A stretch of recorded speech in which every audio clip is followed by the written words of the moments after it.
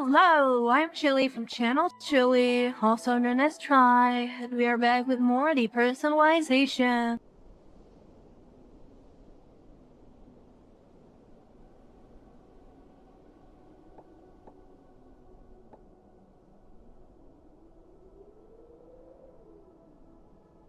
So this time, when we start out, we are going to be getting right into new content.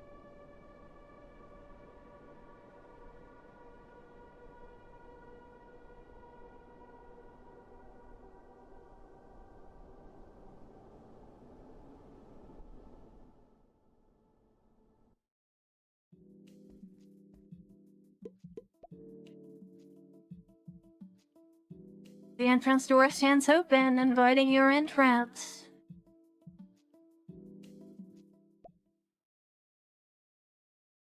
Upon entering the room, you notice Adolf and Simon engaged in a tense confrontation beneath a large screen. Simon, wounded yet determined, holds his pistol steadily, aimed directly at Adolf. Adolf, casually leaning on his cane, regards Simon with a scornful glance. He remains completely unfazed by your approach.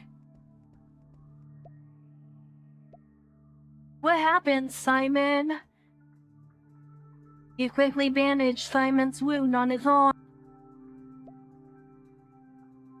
Allow me to elucidate the situation.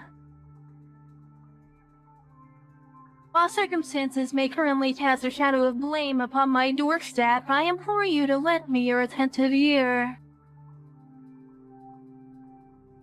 As you are no doubt aware, our esteemed Simon boasts a mastery in the art of hacking.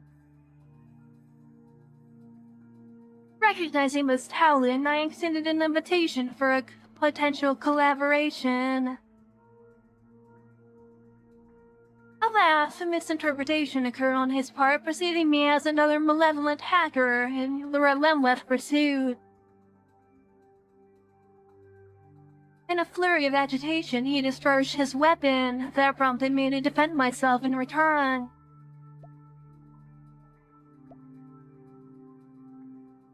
Regret weighs upon me as I reflect upon the escalation of events, now that you stand among us. Might I implore your assistance in calming Mr. Simon? A gesture of aid shall not go unrewarded, for I promise to share valuable information in return. Simon, silent and injured, keeps his head bowed. As you draw near, his intense gaze meets yours. Do me a favor, kill Adolf. Can I know why? Simon remains silent to your question and lowers his head once more. It is as if he did not say anything.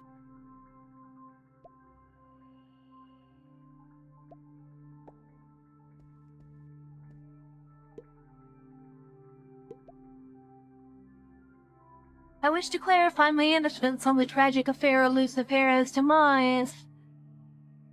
True, I engaged your service for specific purposes, yet I now rue the existence of that connection. Lucifero's transgressions breached boundaries of acceptability. The identity of the murderer is known to me, yet divulging it serves no purpose at present. Lucifero dared to obstruct the path of Patrick. Her fate was sealed the instant she provoked desire. Adolf shows evident caution when he mentions Patrick's name. Justice shall remain elusive in this instance, for the hand that struck her down is a mere pawn in Patrick's employ. At the mention of Morinjin, Adolf becomes obviously nervous. He ponders before meeting your gaze with a complex expression. Morinjin, how deeply you have delved. Beware, my friend, for you tread upon perilous ground. While hidden truths may promise safety and prosperity, the pursuit of knowledge can be a harbinger of one's own demise. Much like the fate that befell Lisa Perro. Your valor does not go unnoticed. Now permit me to elucidate further. Insights regarding Patrick do exist within my possession, yet their import pales in comparison. Unless our esteemed Simon can rectify the imperfections within the Omnivision system. Otherwise, Patrick's dominance shall remain unassailable. Why Simon? For it is Simon alone who possesses the acumen to achieve this feat. He collaborated with Patrick in crafting the surveillance network that blankets our township, thus forming the very nucleus of the Omnivision system. Presently, our valued system graces merely the edges of Person Day. A realm too limited for the grandeur we seek. To fortify our sanctuary, we must cast our gaze beyond, toward the vast expanse of the external network. Have you not observed the tragic tale of Lisa Farrow, the miserable soul who plunged headfirst into danger ill-prepared? Might I implore your noble assistance in swaying Simon? The task is surely within his grasp. Even if you say so. Furthermore, may I remind you of its perks? Are you not perchance in pursuit of dear Bruno? Once the Omnivision system undergoes its grand refinement, the very act of locating him shall be a mere whimsical breeze.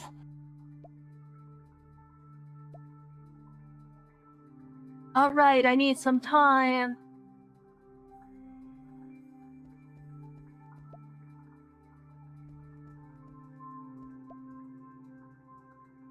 Simon, about the Omnivision system. I refuse. Adolf is a despicable blackmailer. He profits from peddling people's secrets. If he lays his hands on the full Omnivision system, I'm pretty sure most people will suffer.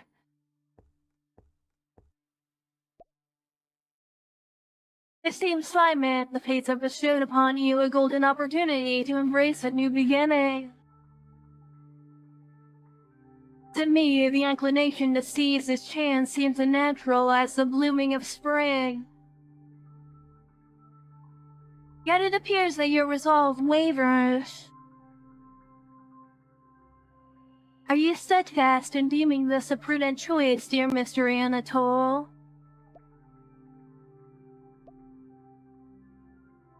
I've extended to you the utmost respect. Should you choose to withhold your cooperation, we may find ourselves compelled to engage through alternative means. As you are well aware, information stands as my weapon. Perchance a few of your clandestine truths have found their way into my grasp. What's that supposed to mean, Adolf? Oh, my dear friend, it appears you have misunderstood. You have underestimated the nature of our collaboration. Our esteemed Simon, or Anatole, he is no paragon of innocence akin to freshly fallen snow. He's a provocateur of mayhem, a purveyor of falsehoods that incite unrest, and a scoundrel pilfering the private thoughts of unsuspecting souls. Confronted by Adolf's accusations, Simon grows agitated, his breath quickening, hands clenching his wounded arm. Blood seeps through the bandage, staining the ground. The tumult in San Francisco and the tragic train calamity in Lyon. Surely these calamities have not slipped from your memory. While it may have exploited the Omnivision system for personal gain, you, dear Anatole, wielded it as an instrument of eradication. No, why? Oh, you wish to contest these accusations? Please enlighten me then. Why did the mother of a victim poised to expose their misdeeds find herself embroiled in that fateful train disaster? Yes, the very incident in Lyon which I refer to. How many innocent lives perished in that catastrophic event? Had that mother not fortuitously missed her train, she too would have met her end, correct? No, I didn't mean to. Ah, you claim no malice in these events. Then do elucidate for me. Who pulled the trigger on that unfortunate mother on the ominous date of June 30th, 1989? Or would you prefer I resound her name for all to hear, while concrete evidence may elude me? The circumstantial clues at hand shall warrant the scrutiny of law enforcement. Simon, was what Adolf said true? I'm not worthy of being called human. I'm so sorry. Simon raises the pistol to his own temple. 1 hour ago.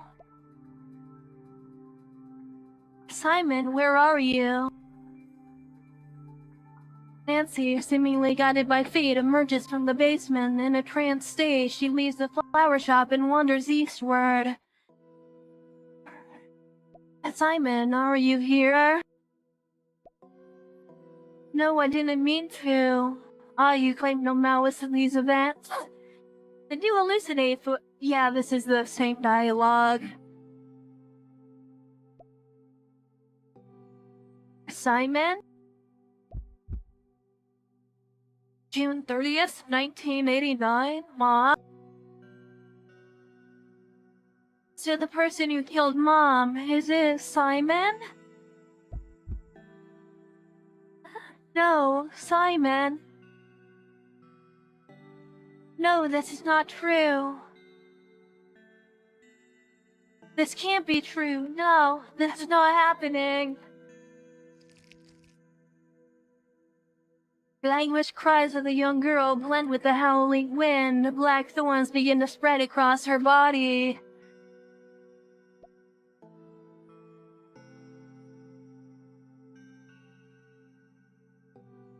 Give me a second here.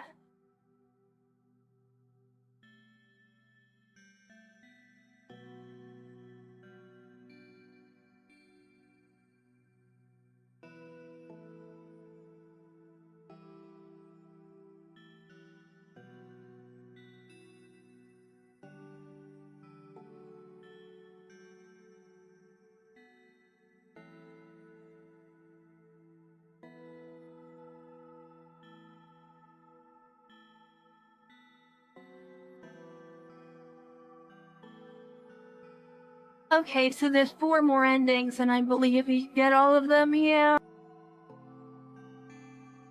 He struggled to grasp the pistol in Simon's hand. His gaze loses focus, drained of all strength. Simon, snap out of it! At that moment, a familiar figure walks in. The familiar girl approaches you. Within this devoted mind, why not kneel down before my presence? Nancy? Is that you, Nancy? What happened to you? Nancy remains silent, standing motionless. Meanwhile, a shadow cast on the ground behind her hurls a torrent of curses at her. It's all because of you that I ended up with that loser. You're shameless. You even seduced your own father. You slut, attracting every freaking man you meet. In response to the shadow's insults, Nancy grips her sword tightly. At this moment, you feel a surge of intense panic within you. The malevolent shadow continues its tirade of curses and screams. I adhere strictly to guest protocols, however, uninvited guests are not within my purview, my lady. Adolf draws a pistol from the end of his cane and aims it at Nancy. The bullet strikes Nancy, but she remains unaffected. She raises her sword in response, directing it toward Adolf.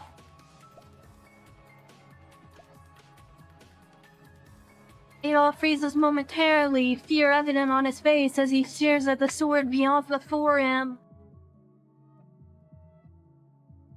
Although he appears inclined to flee, he ultimately resigns himself with a smile. He drops the weapon in his hand and bows slightly, reminiscent of an actor concluding a performance. Best of luck to you, my friend. The dog sword pierces Adolf's chest, his playful smile enduring even in his final moments. At this moment in Nancy's eyes, engulfed in despair, Nancy feels herself drawn back to her childhood, a time when darkness consumed her world. No matter where she sought refuge, none could be found. Bathed in the harsh glow of a spotlight, Nancy stands alongside a woman who kneels before her, shooting resentful glances in her direction. In that moment, Nancy realized she's standing on the stage. She is performing The King in Yellow, a play she once performed with her mother. In this culminating act, she impaled her brother with her sword. Blood pools at her feet, applause ringing out. She senses the audience's captivation by her performance. A woman in lavish attire is no other than her mother. A face Nancy can never forget, her enduring nightmare. You wretch, I shall be the sole queen in this palace.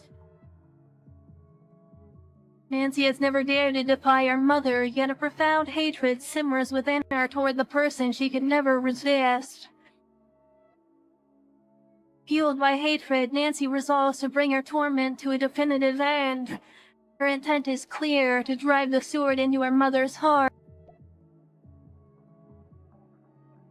Holding the sword in her hand, Nancy moves silently behind Simon. In that moment, Simon kneels, resigned, awaiting his fate. At this rate, Nancy will eventually kill Simon. With a disturbing crackling sound like flames consuming wood, you notice the thorns on Nancy's body growing more vigorous. The eerie spikes, black with a dull yellow tint, reflect a haunting light that sends a chill down your spine. You hesitate to attack, fearing a swift and devastating counter-strike.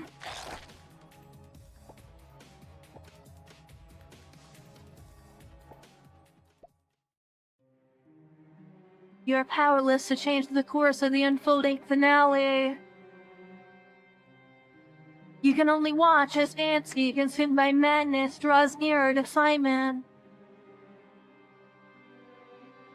The Princess of the Black Rose holds her lover close, crimson tears streaming from the thorns. Slowly, she lifts her pitch-black sword. The sword pierces Simon's back, then sinks into her own heart. Amidst the applauses, the drama reaches its climax in the eternal embrace of these ill-fated lovers. A curtain of darkness falls, signaling what appears to be your end. The peaceful shadow envelops your world as the curtain closes. Yes, perhaps it's not as agonizing as you imagined. Suddenly, you find yourself seated in the front row of the theater, the dark stage before you. The masked audience encircles you. At times they clap and cheer, moving like puppets on invisible strings. And other moments they stand upright, smiling and eerily silent, or greet you with silence. You feel yourself tormented by a dry throat and a searing headache. A voice, a name, that lingers on the edge of your consciousness, awaiting your call. You claw your throat in agony, consumed by a desperate need for relief. A figure steps onto the stage. He wears an ornate mask and a long yellow robe, and he gestures to the audience with gratitude. His voice fills your mind, thanking you for watching the entire performance, and completing his awakening. Now he invites you to his palace to witness the last ritual. One by one, the audience rises and walks toward the stage. Above them, a magnificent palace looms, shrouded in mist. They ascend the stage, looking down at you, waiting for you to join them. All it takes is a name. As long as you call out his name, you will join them on the journey to Carcosa. Just as you're about to accept the elder's invitation, a blue butterfly appears before you. You hesitate, pausing. At the rest of the audience follows a figure in yellow, vanishing into the distance.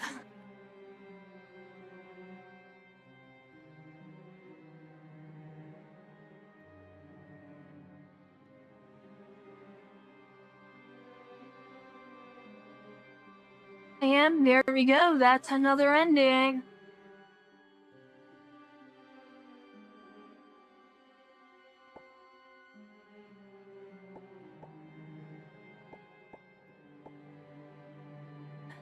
And we can just skip most of that right back up to the boss fight.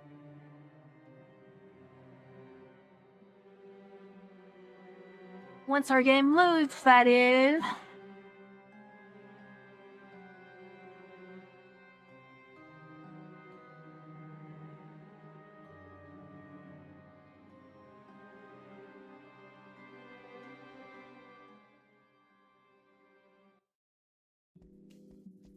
Finally, there we go.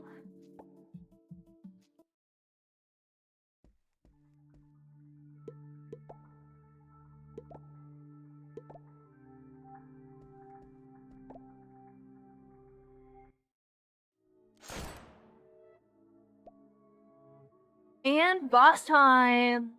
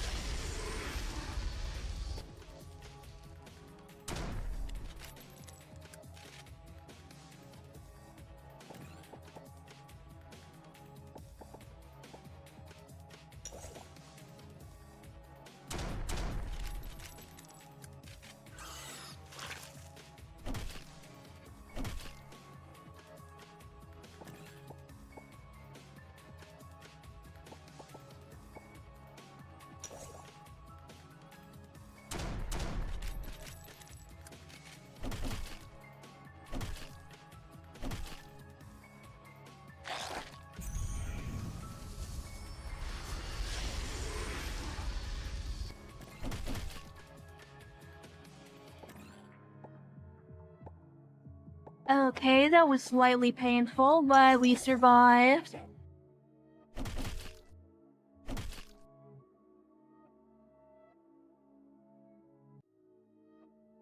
And that's another mythical item we have now.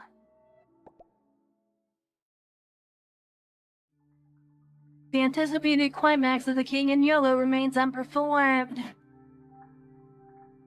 Roses fall gently, their petals fluttering down like a soft, sweet rain.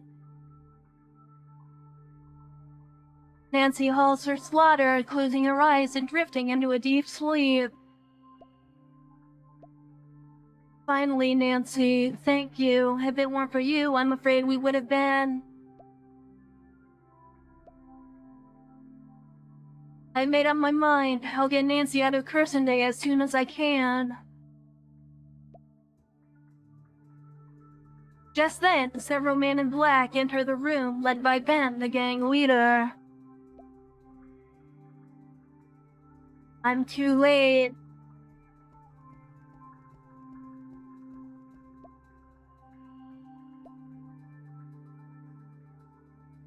Ben grabs you by the collar, his rage unmistakable. His face, stern and volatile, reveals the imminent threat of an outburst. After a brief pause, he suddenly releases his grip. You stepped over the line, outsider. I was intending to find out about Patrick's hideout through Adolf. But now that he's gone, you better spill everything you know. Or you'll face consequences.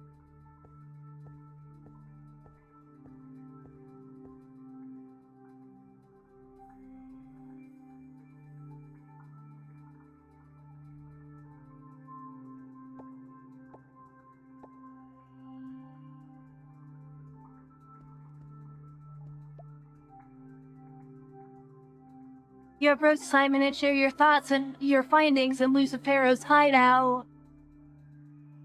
So Patrick is organizing a large-scale ritual. I'm not sure what he's up to, but if we reveal this to the public, we might be able to destroy his plans. Or, at the very least, we can protect some of the townspeople.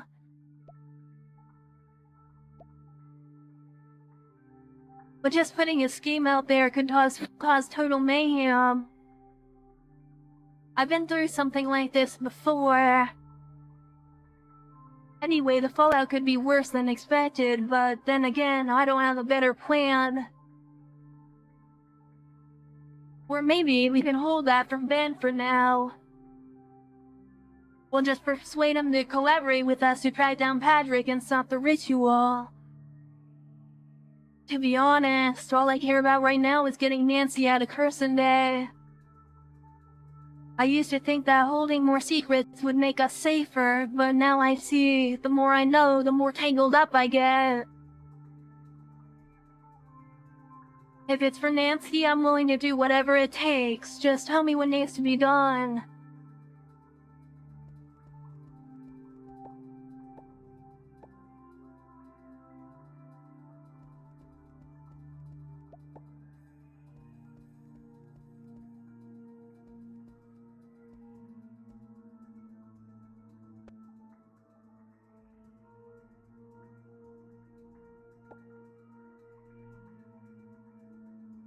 You informed Ben of Patrick's plan. So basically, we'll reveal his plan to the public. That should put a stop to his wicked plan. Well, you brought me quite the surprise, exposing Cursin Day's secrets in broad daylight. Risky move, but it might just draw Patrick out into the open. Ben then looks to Simon. Simon, I've heard stories about you. Now it's time to show me what you're made of. Get this done, and my men escort you out. Spread this info across all public channels. Sure, I just need a bit of time. Following Ben's directions, Simon soon penetrates the computer systems within Adolf's mansion. He breaches the government's broadcasting station, laying bare concealing truths of Cursin Day. Throughout the town, crowds assemble, reacting to the astounding facts. The news spreads like wildfire. The government has performed a sinister ritual within Cursin Day. Fear ripples through the crowd, some convinced that the government intends to sacrifice them all. Voices rise in anger, officials denounced, while others unearth buried net cables in protest. Simultaneously, people brandish banners vehemently opposing the government's deeds. Content with the unrest zone, then releases you, dispatching his men to join the protests. Within hours, protests evolve into full-blown riots across Kursanday streets. You arrive at the old streets of Kursanday. Amidst the air thick with tension and anger, Simon clutches Nancy's hand tightly, wary of losing her in the tumult. The streets teem with residents hastening toward the train station. The three of you press through the protesting and riotous crowds, finally arriving at the station. On the platform, the train awaits its passengers. As you glance out over the chaotic streets beyond the station, a wave of foreboding sweeps over you. The riots are not slowing down, in fact, they seem to be intensifying by the moment. You realize the situation has spiraled beyond control, and Simon urges an immediate departure from the town. Eventually, you board the train as it slowly departs. The chaos and turmoil of Kursanday are left behind.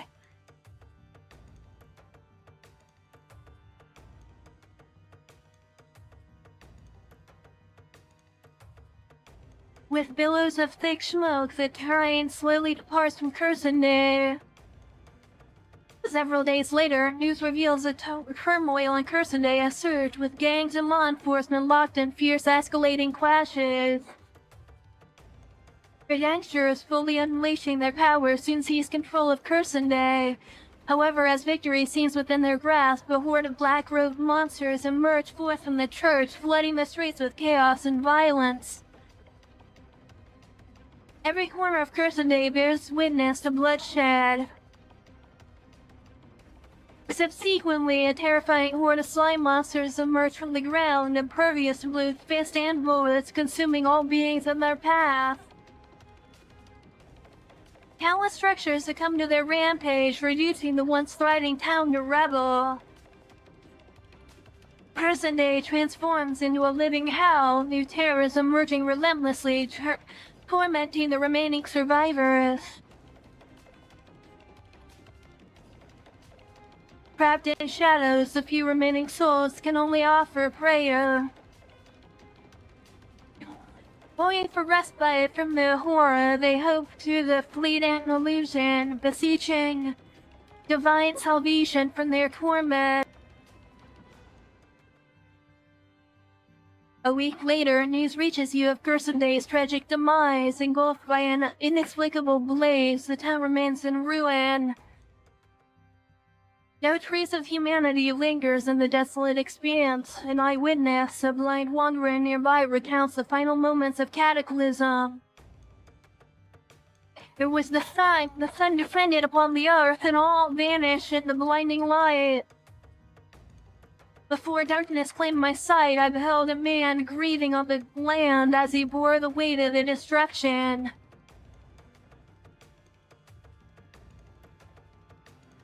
There we go, we only have 2 endings left now.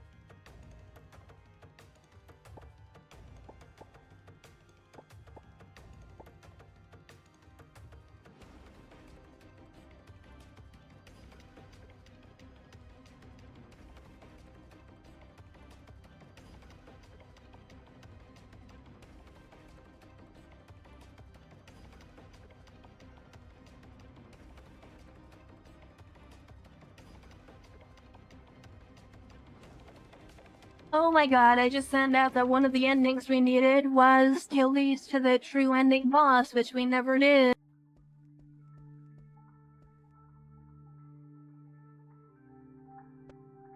So that's going to be a pain in the ass to get.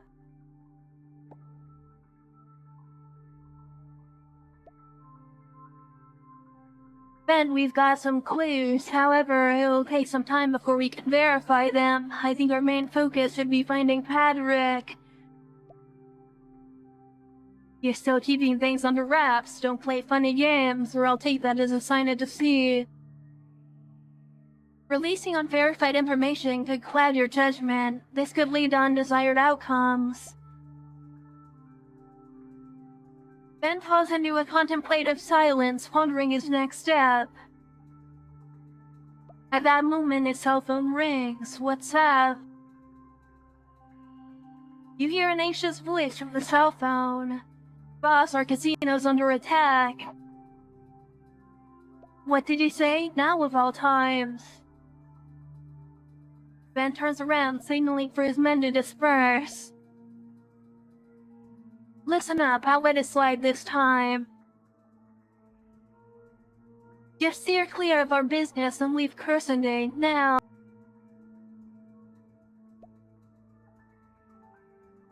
Looks like there's some emergency going on within the gang.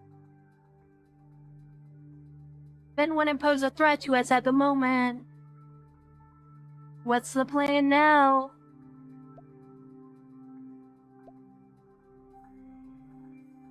I've been through too much, trying to sort things out. Patrick and Ben must be at each other's throats by now. It's our chance. Ever thought about leading Cursonday with that? Yeah, I'll think about it. You take Nancy to the train station. There are still a few things I need left to check. Sure thing, I'll be waiting for you at the station. If you're not there by nightfall, I'll leave with Nancy.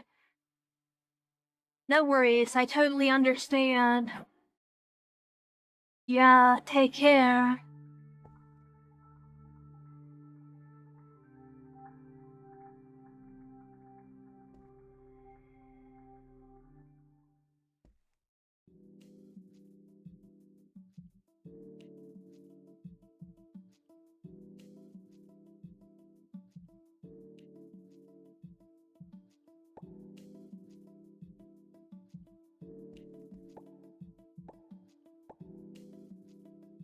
Going to save again now.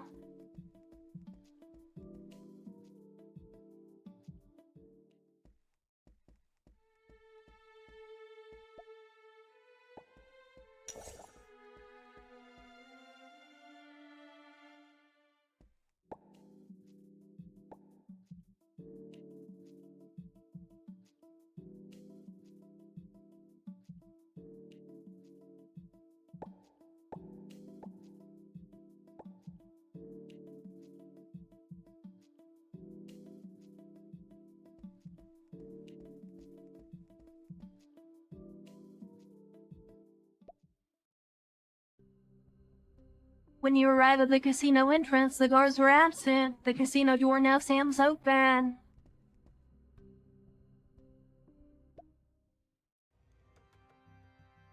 As you step into the casino, chaos greets you.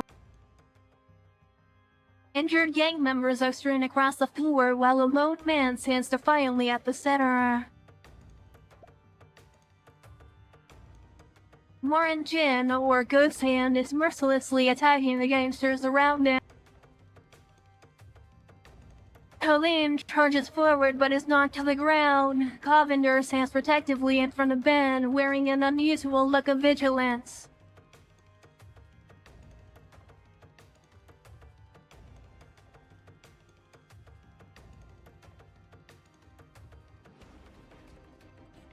Ben, his expression stern, faces Morin Jin, who casually twists a pistol in his hand, reducing it to a crumbled block of metal. Finally found you, Ben. I've been waiting for this moment all this time. Although the sole exit is blocked, Morin Jin displays no signs of panic. Finish him. At Ben's command, gang members unleash a continuous barrage of gunfire toward Morin Jin. Now it's my turn, right? A black mist appears around Morin Jin, rendering the bullets fired at him as pseudo pebbles skipping across water, creating nothing more than fleeting ripples. As the mist thickens, the crimson glow in his eyes intensifies, his nails extend into razor-sharp blades, Scales emerge across his skin and his slender form grows larger. In this moment, he resembles a demon rising from the abyss. With a sinister grin, he shreds the scaled skin like a serpent and then vanishes into thin air. The sudden transformation leaves Ben's men bewildered, frantically scanning the area for Marnjin's presence. Just then, a piercing sound cuts through the air, hurling toward Ben. Marnjin moves with inhuman speed, a blur tearing through the crowd towards his target. His speed surpasses human capabilities, preventing him becomes impossible, let alone aiming at him. Malevolence radiates from his piercing gaze, brimming with lethal intent. His eyes lock onto Ben, sharp and unyielding like an arrow poised to strike directly at his heart. You won't get past me, you scoundrel. Tiger! Just in time, Covender steps between Ben and Marnjin. Marnjin's attack pierces through his body, yet Covender remains steadfast, long barrier of flesh and bone protecting Ben. Seizing the moment, the other gang members move to encircle Ben. As his men form a protective ring, Covender pushes Marnjin back with surprising strength. Marnjin uses the momentum to his advantage, deftly dodging the hail of bullets fired his way, and with a fluid motion, leaps onto a table behind him. Seems like you've dodged death once more, Ben. How dare you? I pity I thought I could end you with my own hands. Marnjin, seemingly disinterested in continuing the fight, lounges up a table, idly toying with a stack of poker chips in his hand. A fresh surge of black mist swirls around him, quickly enveloping the room and obscuring everyone's vision. The gangsters remain on high alert, bracing for another attack, but as the mist clears, Marnjin is gone, vanished without a trace. In the doorway, you've been watching the chaotic events unfold. The encroaching black mist forces you to the ground. After the danger subsides, you gather yourself, dusting off your clothes as you rise to your feet. What the heck was that? He was too quick.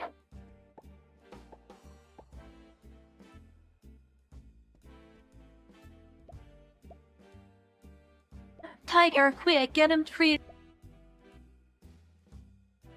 Boss, Tiger, he's...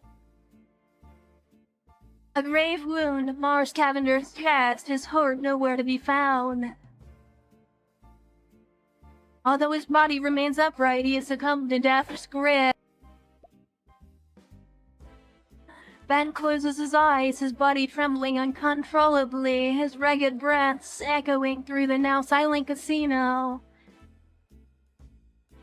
Despite his boiling rage, he regains his composed facade upon reopening his eyes. Take care of our fallen men, provide for their families. Yes, boss. Following Ben's orders, the gang members remove Covender and the other bodies. 30 minutes later, except for the lingering threat of gunpowder and the faint stains of blood on the carpet, the casino has been restored to its former state.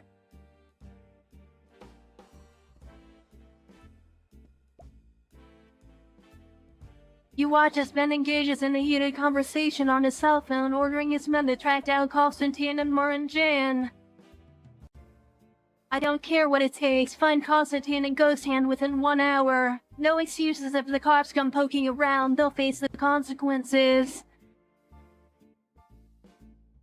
They want a war, they'll get one. The other gangsters surrounding Ben maintain a tense silence, evidently unsettled by his unusual rage. Maybe I should hold off on talking to him for a bit.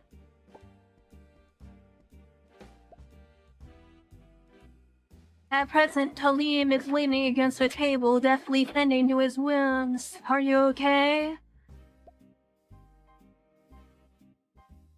Colleen rolls his eyes before fixing his gaze on you. Do I look alright now?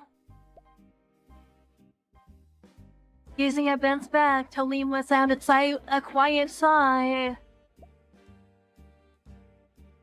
Never mind, at least you're showing concern.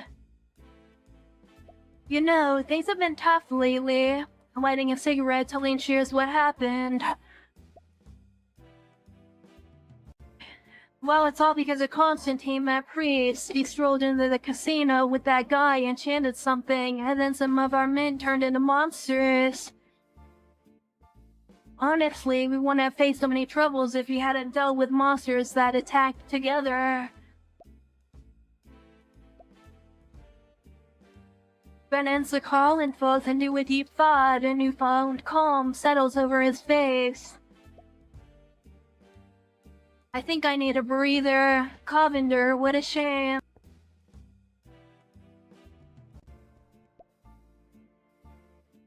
Ben slips his cell phone into his pocket, casting a sidelong glance at you as the tension in his brow eases a little.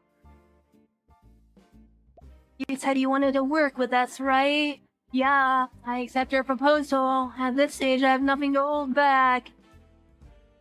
Constantine and Ghost Hand, they've declared war on us and they'll pay for it. Are you sure you're ready for this? Yeah, count me in. Good, go to Colleen, he'll sort you out.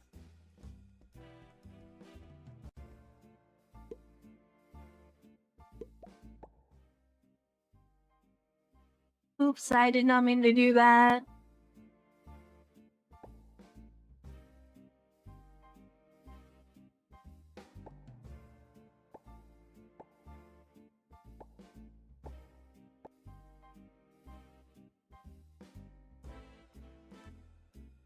We can just skip through the dialogue and get back there really quickly.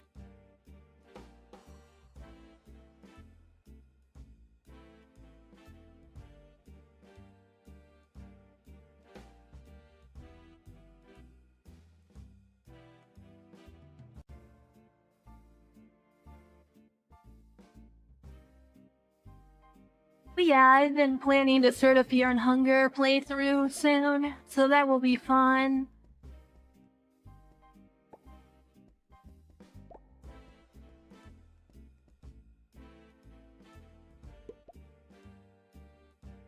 Well, regroup soon. Why don't you crash here for the night?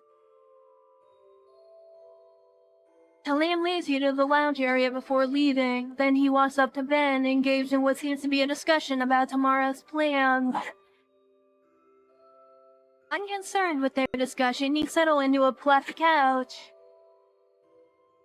At present, the casino resonates with a cacophony of noises, the distribution of firearms, the muted groans of wounded gangsters, and the ominous click of bullets being loaded.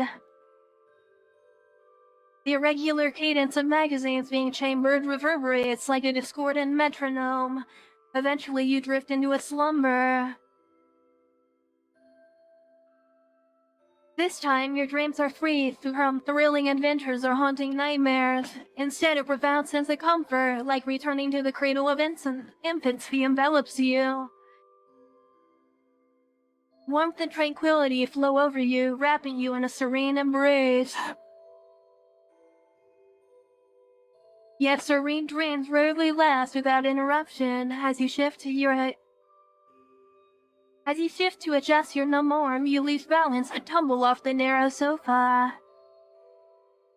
Disoriented, you scramble to your feet just as a gang member bursts into the room, running toward Ben. In a whisper, he mentions the name Constantine.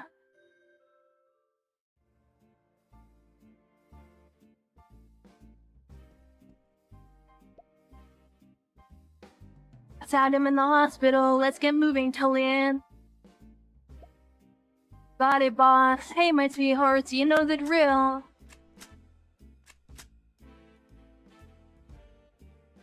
The sharp sound of bullets being loaded fills the air. Talim leaves with a squad of gangsters. I've always been fair to my partners. If you play a key role in this operation, I'll consider you a friend, and your problems become mine. What if you slow us down? You won't leave Person A alive. The choice is yours. I await your decision.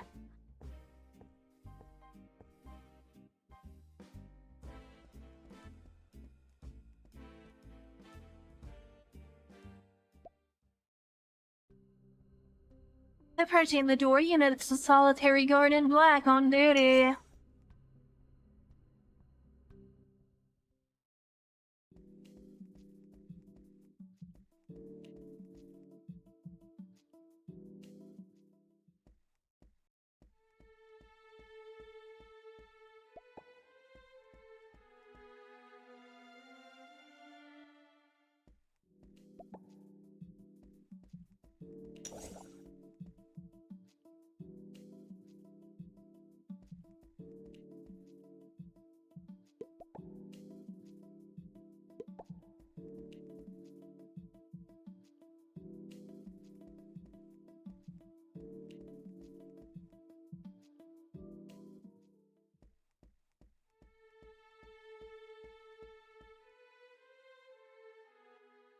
Alright, now I guess we have to move to the hospital.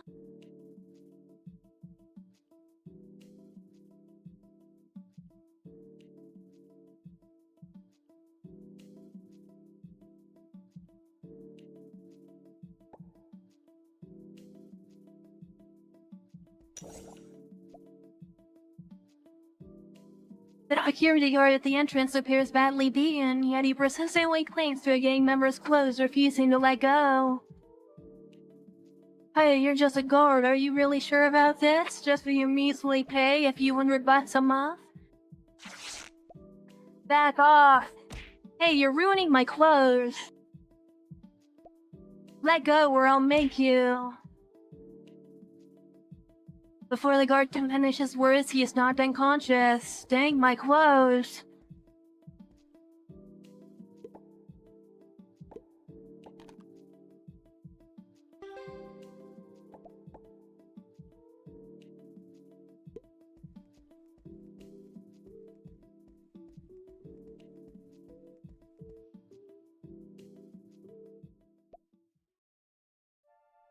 Upon entering the hospital, you notice the gangsters have taken control of the hallway.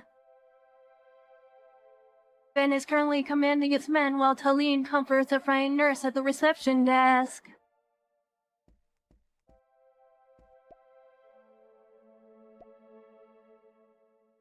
Don't let panic ruin your beauty, my sweet lady. Just tell us where Father Constantine is and you're free to go. I can assure you nothing bad will happen. Upon hearing Talene's reassurances, the nurse hurries to check the security footage. A few moments later, Father Constantine is inside the administration room now. Usually only Vincent can enter there. I see, thank you so much. Oh, and after all this, remember to relax, take a bath, enjoy some milk, and treat yourself to a face mask tonight. Let's hope this chaos doesn't leave a mark on your beautiful face. Yeah, sure. I've located him, boss. Good. Everyone except for the guards, come with me. Ben gestures for you to follow him. Ben leads his men toward the hospital's administration room.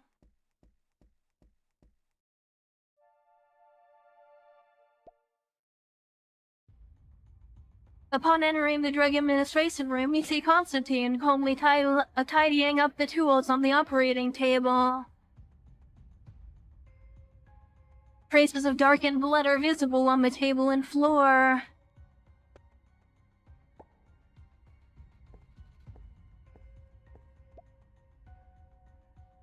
So you've come after all. My earlier warning was evidently unclear. You shoot at my people, you face my wrath. Constantine shifts his focus from Ben toward you. I comprehend the driving force behind Ben's actions, however, your purpose here remains shrouded in mystery.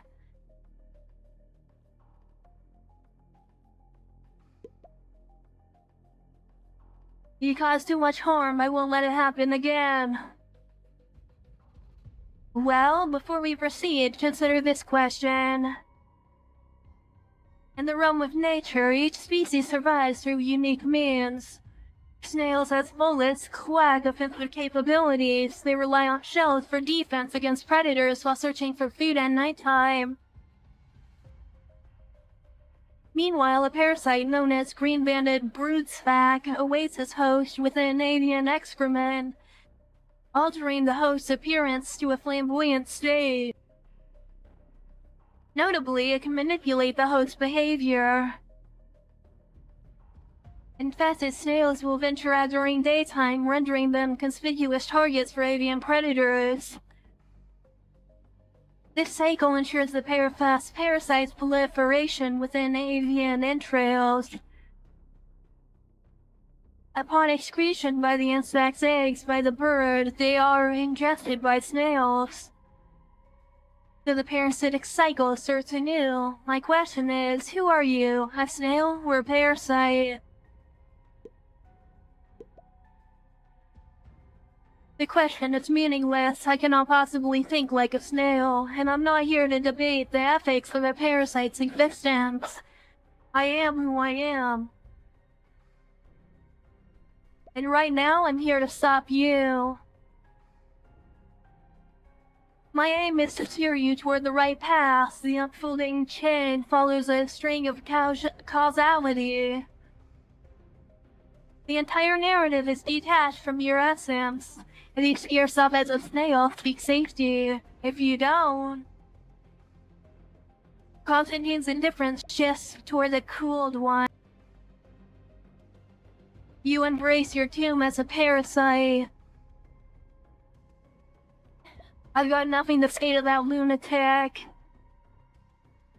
Constantine shifts his gaze back to Ben. As for you, all that responsibility, hatred, and destiny that you shoulder, they are but illusory. Cast aside your logic and abandon the known confines of reality. Only through this act can one glimpse the true world and fathom our ultimate purpose. Typically, I would speak with finesse. At present, time is a luxury I lack. Am I not clear enough? Be quiet, you lunatic. You have squandered much time in hatred. Cease obstructing the true God, Ben. This is your last chance for genuine enlightenment. Screw your so-called God. They have no place in our souls. You stole my line there, Tullian. Despite Constantine's attempts, Ben remains unmoved. A fleeting expression of disappointment and pity crosses Constantine's face, but he quickly composes himself. Ben, you have disappointed me. Your intelligence and determination in seeking retribution are admirable. Yet you lack the slightest touch of wisdom and courage to accept the truths of reality. While I understand your choice, my disappointment runs deep.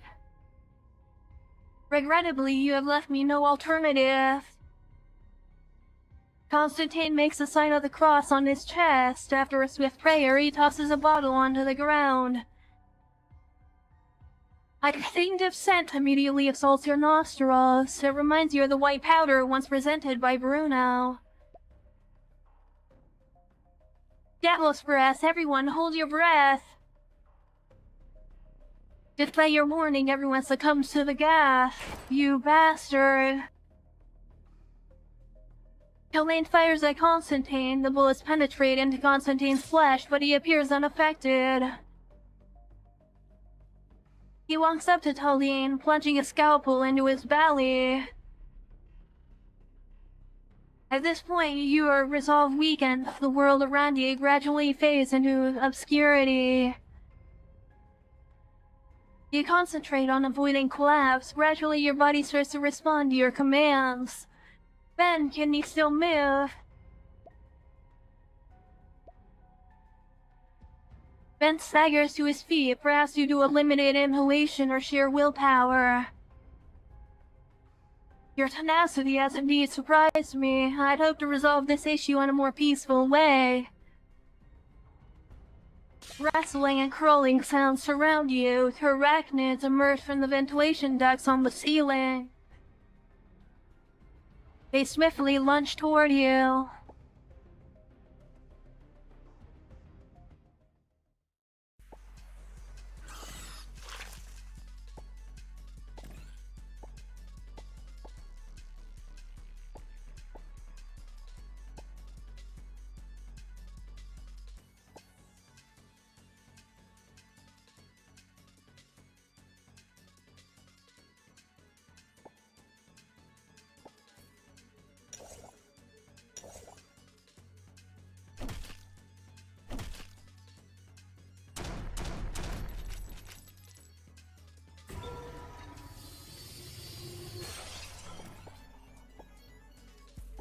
Wow, that was really good damage. I was not expecting it to do that much.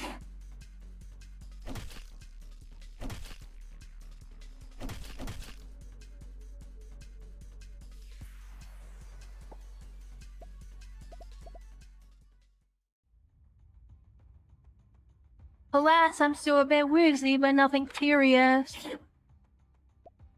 Got anything to say? All your current efforts are in vain. She shall not permit my demise until my purpose is achieved. Then these are your last words. As Ben speaks, he aims his pistol at Constantine's head and pulls the trigger. A gunshot echoes, but the bullet inexplicably vanishes just before reaching Constantine. Just then, all glass bottles shatter around you, releasing a swarm of spiders. However, instead of attacking you, they surround Constantine without delay. Amidst chilling sounds of gnawing and biting, Constantine's body is ravaged by the spiders. After that, all spiders gradually dissolve into a mixture of pus.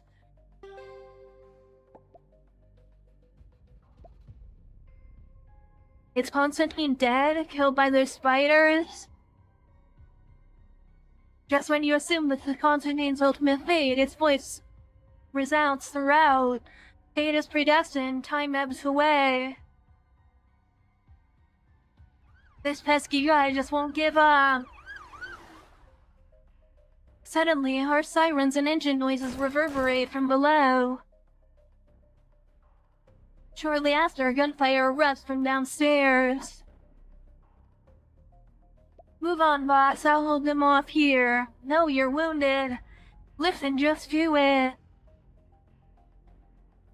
Once this is over, don't forget to get me a new suit. And I could really use a long break. You have my word. Are you sure you're alright? Hey, sweetheart, a thug's life is all about keeping up a tough facade. See you later at the bar, and give me a drink, will ya? Sure.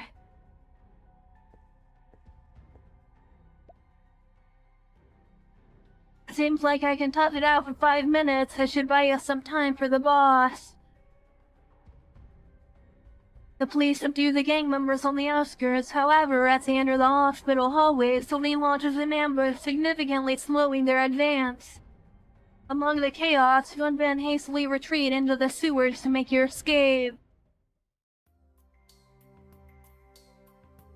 Although the winter air wards off the stifling heat and foul odors of the sewer, you still feel dizzy from your extended stay. At this moment, Ben is holding an intercom, contacting his subordinates. Anybody hear me? Harlan, are you there? Time passes and only silence greets Ben from the other end. Perhaps due to your timely assistance during the crisis, Ben's demeanor toward you softened slightly. Let's get out of here. And that's where we're gonna end it off for today's video. We will get the remaining 2 endings next time. But yeah, that's where we're gonna end it off for now. If you made it this far, thank you for watching, and I will see you next time. Till then, bye!